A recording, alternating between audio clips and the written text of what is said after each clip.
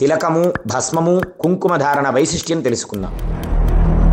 కనుబొమ్మల నడుమ ఉన్న నాడీమండల కూడలి స్థానమే యోగ కేంద్రమని పతంజలి యోగాశాస్త్రం చెప్పింది.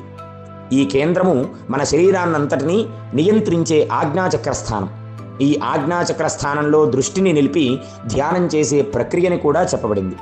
తిలకము, భస్మము, కుంకుమ ధారణ ప్రయోజనం ఏమిటి అనగా, మన శరీరంలోని నాడీ మండలముతో అనుబంధం ఉన్న యోగ చక్రములను స్పందింపచేస్తాయి. మనలో సౌందర్యాన్ని పెంపొందించడమే కాకుండా మనలో దైవత్వాన్ని జాగృతపరుస్తాయి. అనంత విశ్వంలోని దైవీ శక్తులను ఆకర్షించే శక్తి కలవి కూడా. అంతేకాకుండా మనలోకి ఏ దుష్టశక్తులు ప్రవేశించకుండా ఒక రక్షణ కవచంలాగా కూడా పనిచేస్తాయి.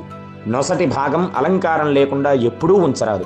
భారతీయ ఋషులు తమ అతీంద్రియ దృష్టితో దేవతా రూపాలను దర్శించి ఆ విజ్ఞానాన్ని మనకు అందించారు.